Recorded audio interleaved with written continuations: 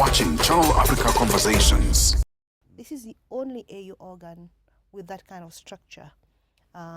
So there, at the level of the NGCs, we have the involvement of civil society. Hello and welcome to Channel Africa Conversations. I'm your host, Peter Ndoro. Today we focus our attention on governance in Africa, a subject that remains central to the continent's development and integration.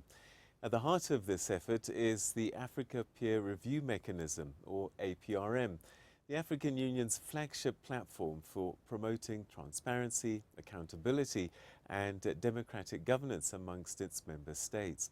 Our guest today is Marie-Antoinette Rose-Quatre, the Chief Executive Officer of the APRM, with extensive experience spanning leadership, public policy and institutional reform. Ms. Quatre leads a body tasked with encouraging African countries to assess themselves and each other on how well they uphold the principles of good governance. Thank you very, very much indeed for joining us and welcome to the program. Good morning, Peter. It's a pleasure to be here. Let's start with a little bit of education, I think, for our viewers, some that have heard about the Africa Peer Review Mechanism. What does it do and what's its core mandate? Thank you, Peter. The African Peer Review Mechanism is an African Union organ, as you know, as you have so rightly pointed out, on good governance and democracy. In very simple terms, we are the diagnostic center of the African Union. So we diagnose governance challenges through our reviews and then present that diagnostic report at the level of heads of states during our forum, and that is why we are called the African Peer Review Mechanism, because it's peer reviewed at the level of heads of states during our forum. After the review process, we then develop national plans of actions for the implementations of the recommendations that come out of these reviews. Over the last 22 years, the APRM has conducted around 32 reviews in 26 member states. Over and above these reviews, we also have other flagship projects, like the establishment of the African Credit Rating Agency. We produce a biannual report on the African Governance Report, which is called the AGR reports. In 2023, we produced a report on UCGs and constitutional change of government, and I'm happy to inform you and to announce that in 2025, we've produced a report on the management of our natural resources on the continent. So we, over and above the reviews, we have several other programs and projects across our 44 member states. Perhaps you can tell us how it works practically. Do countries put their hand up and say, I would love to be reviewed, and then what happens? Yes, Peter, it's exactly that. They say, I would like to be reviewed. The APRM is a voluntary mechanism, and there's a strength and a beauty in it, because it's member states who voluntarily accept to be reviewed, and they make the request to the APRM. We conduct the reviews. We have different types of reviews. We have what we call the base review, which targets 6 different thematic areas: political governance, economic governance, socio-economic development, corporate governance. After COVID, we introduce resilience to external shocks. As you know, there are different types of external shocks, economic shocks. We can have a pandemic, you can have climate change shocks. So resilience to external shocks was added, and this year we've also added e-governance. As you know, the e-space is becoming an emerging challenge and opportunity as well in the age of AI. So we felt we needed to also introduce e-governance. So this is a base review that we do. But we also do conduct targeted reviews. So a member state can say, look, I have a challenge or in a particular area, in tourism, in the economy, in the political governance sectors. So we do conduct also targeted reviews for the member states. It's voluntary, so they make a request to the APRM, and then we conduct those reviews. I was an auditor once in my lifetime, and one of the things that I found was critical in the process like this is the full cooperation of those being audited, and also access to information. Is that something that has been forthcoming in your reviews? Yes, because it's a voluntary mechanism, then the member states themselves ask to be reviewed. So in the first instance, there's political will. And when there's political will, we have found that the review process is much more smoother and much more efficient. Over and above engaging with member states, we engage with different stakeholders, and this is a requirement of the review. We do not only question and have specific interventions for member states, but also the private sector, the civil society organizations. We pay particular attention to women and youths and other minority groups. But also, we do not only, review. We are in a member state, in a country, to do the review for perhaps 2-3 weeks. So we not only in the capitals, but also in the different provinces, in the different counties out there, really where it matters, and engage with as many stakeholders as possible. It is by design, and it is the only way to have a complete picture of that country. All right. I'm curious, 21 plus years now, the APRM has been in function, and a number of reviews done, as you've described. How would you assess its usefulness after this period of time? Because it's a good chunk of time. Has the continent improved? Have those countries improved as a result of this APRM? Thank you. I think, Peter, we have to look at the impact of APRM through two lenses.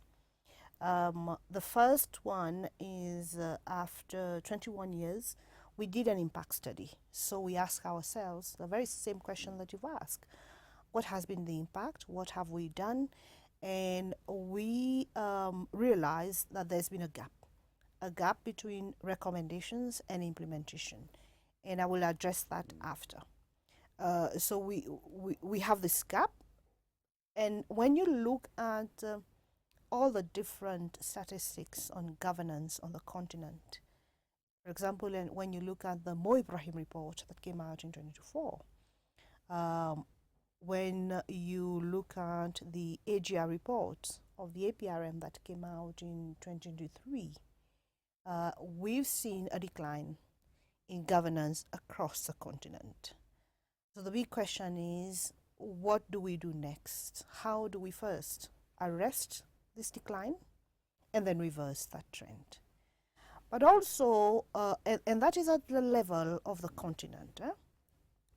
But when you look at member states, we tend to look at governance where there are challenges, right?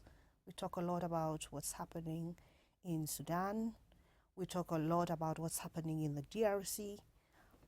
We talk about what's happening in the Sahel, different pockets where we have challenges. We rarely talk about the stable countries that's doing well. And this is where the success has been, in my view, for the APRM. There are a lot of countries that's making a lot of efforts to improve their governance standards. I was in Sierra Leone. I'll give you an example. In Sierra Leone, that is a country that has come far because of the war, the challenges they had. They've come very, very far to really make sure that there's peace, there's lasting peace. Over and above that, they're really establishing very strong institutions to make sure that governance becomes a culture in not only governments but also across the board. We've tended to look at this issue of governance with in the lens of if there's stability or not, or if there's no stability, you know. But a lot of member states are doing extremely well, improving their score, and also we need to talk about the success stories as well. So to answer your question, yes and no. At the level of the continent, yes, it's on the downward trend. But when you look at certain countries, individual countries, there's been improvement in certain areas of governance. This voluntary nature means things like enforcement are very difficult. How do you manage that then? Because you started to mention it now. It's one thing to get evaluated, and then implementation is another.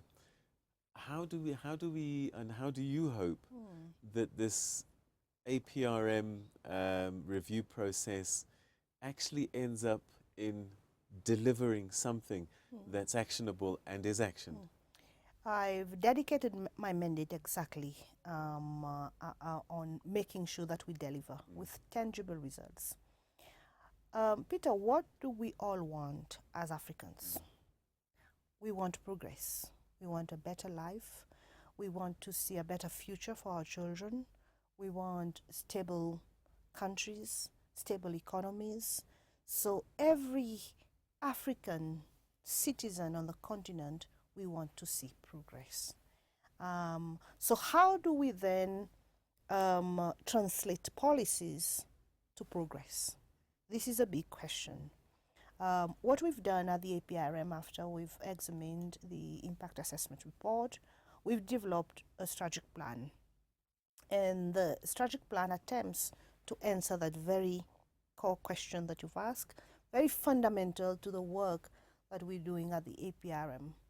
And what we found also is that there are three things impacting on the progress. First, it's a lack of political will in certain areas, and we must admit there may be a lack of political will every now and then here and there. Second, a lot of member states don't have the know-how. You know, how do we then implement how do we develop a policy? How do we develop that action plan? The how of it has been a challenge. And then financial challenges all around austerity measures have prevented a lot of member states from implementing the recommendations. That being the case, then, we developed what we call the governance support program. We cannot go into a member state, provide the diagnostic report, provide the recommendations, and then leave, pack our bags and leave. We have to accompany the member states towards the full implementation of the recommendations. So hopefully, if we do that, and we do that very well, we'll see a reverse in this downward trend in governance. But yes, to answer your question, we do have challenges with implementations, but we also have a strategic plan on how do we then address that. This next question might be a little bit difficult. This peer review mechanism is voluntary, and it's made up essentially of the countries themselves. So, do you find sometimes that there is some interference, political interference in the processes that make your reports, there could be more to them, but they were stifled because the very people that you're reviewing actually essentially own your agency? The APRM is an autonomous organ of the African Union, and it is by design, so that there's no that sort of political interference that you're talking about. There cannot be political interference, and the process has safeguards and makes sure that there's no interference. We have, for example, a panel of eminent persons that ensures the credibility of the process. And the panel has no direct influence of any member state. It's a separate panel of the APRM, so we make sure there's no political interference. I must say there's none. We don't always get all the information we need for various reasons, lack of proper statistics, etc., etc. But the fact that it's voluntary, therein lies the beauty. The fact that it's a voluntary mechanism, it means in the first instance, the member states are ready for that kind of scrutiny, that kind of examination. Member states have the chance to explain during the process, to explain, certain observations. They have this chance. And then the beauty of the APRM is a peer review process at the level of heads of states. So once the reports are ready, the heads of states and the member states are peer reviewed by their peers at our forum. So this is the highest level of just add a bit more clarity to that. So let's say South Africa undergoes a peer review mechanism. The report is drafted, recommendations made. Are you saying that the other heads of state then have an opportunity to give some input and advice to their peer? Yes. Yeah. None but ourselves can address our problems. And that's the beauty of the peer review at the level of heads of states. It's a head of state telling a peer, we've seen your report, and this is how we feel about it. This is what we believe you can do to improve governance in your own country. It's an honest conversation. And Peter, there's no other organ on earth like the APRM. There's none of it in Europe. There's none of it in the West. So it's a unique organ where heads of states themselves have agreed, African heads of states have agreed to be held up to scrutiny and to be told where the real challenges are. Often I find in the work that I've been doing as a journalist over time, if you really want to know what's going on in a country, civil society generally are the ones that are the watchdogs because they live in and amongst all of those issues. Does the peer review mechanism bring on board civil society? We have to. We cannot do reviews without everyone on board, all the stakeholders. So the national structure of the APRM is such that we have a national secretariat in a particular ministry.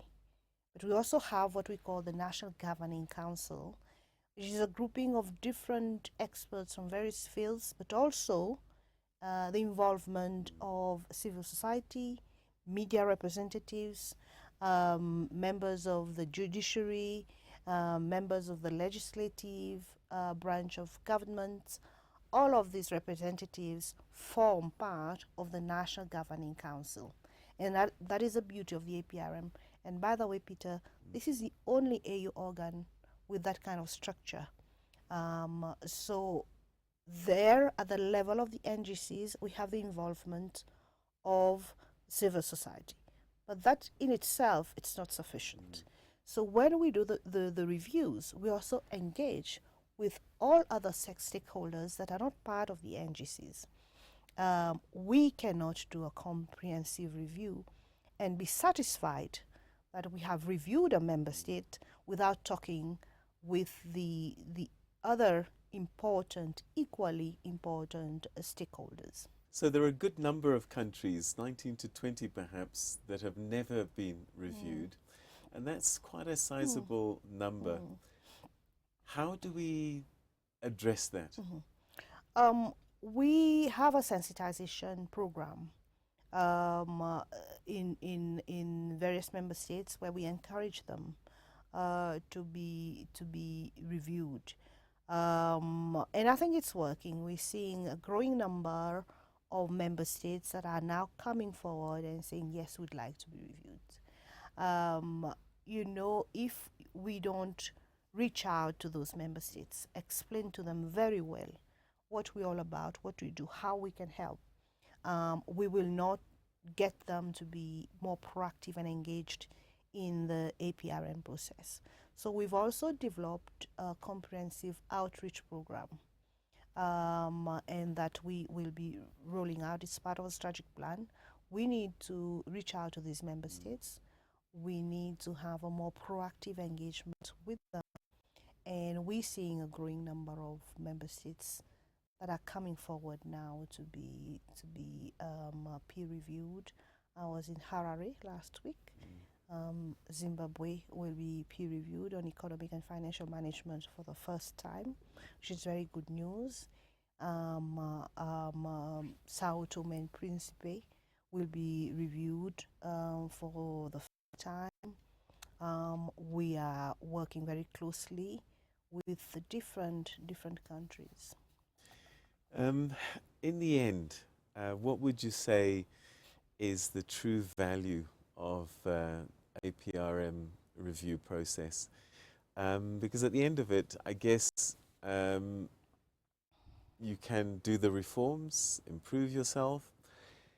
Do private sector institutions perhaps look and see your reports and say, I want to set up a factory in Botswana.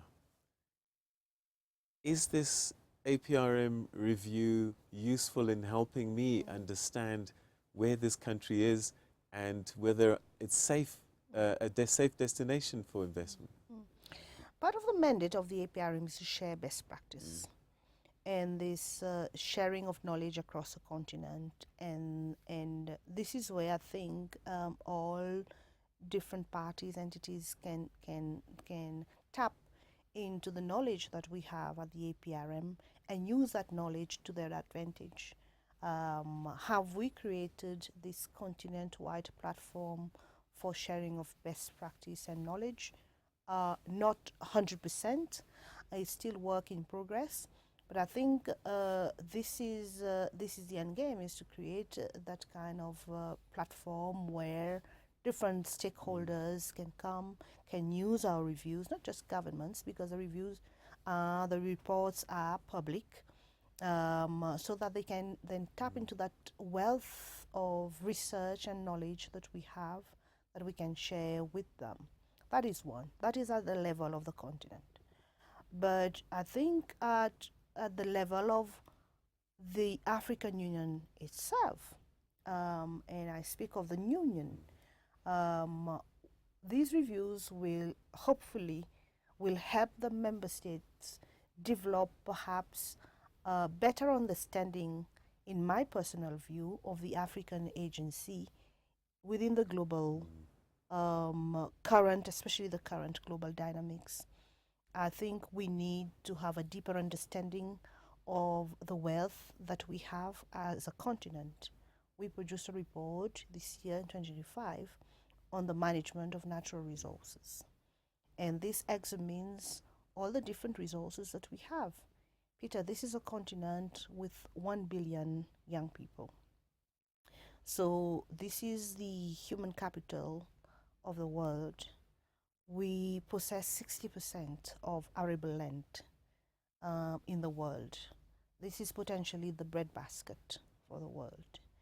The blue economy sector generates billions of dollars every year. It employs 49 million African citizens.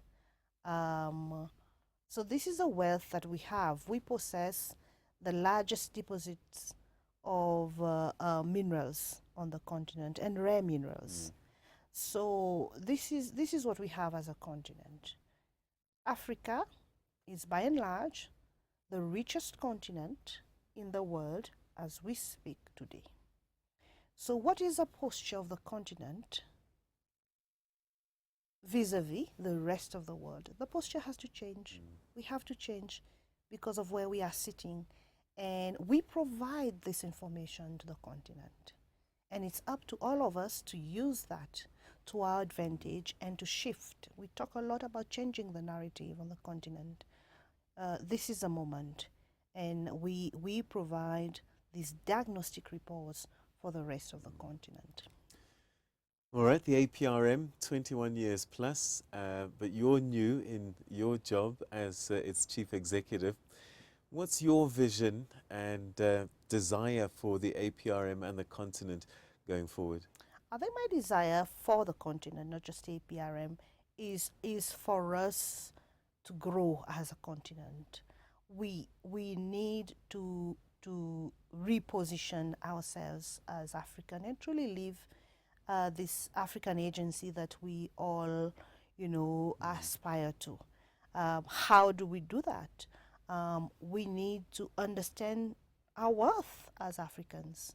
That's my dream. I don't think we fully appreciate our worth as a continent and as Africans. That is one. Also, everything that we do today, that we've done yesterday, that we're doing today, that we will do next week, that we'll do next year, will have a direct impact on the 1 billion young people that we serve. So our focus should be on this growing number of young people and how can we best serve them. Agenda 2063 is the vision for the continent. We have the second 10-year implementation plan. So we have a very clear strategic plan on how to achieve this. And this is well and good. But we now need to implement this strategic plan. We need to have a clear understanding. We have to have the moral clarity. We have to be intentional in our approach and just implement and deliver for the citizens of this beautiful continent. Ambassador Quatre, unfortunately we've run out of time, but it's been a pleasure talking to you. Thank you so much indeed for really making it simple to understand the work of the African Peer Review Mechanism, and we wish you strength in the coming months and years. Thank you very much, Peter. It's been a pleasure. Thank you. Thank you. And that's how we come to the end of today's edition of Channel Africa Conversations. Thank you so much indeed for tuning in. Before I go, a reminder, we'd love to get your feedback on this program and other programs that we've had. Essentially, I want to hear what is it that you want us to be talking about, what kind of conversations should we be having, and you can find on your screen now our social media pages and where you can contact us so that this really does become more and more a program about the conversations that you want to listen to. From me and the team, until the next time, goodbye.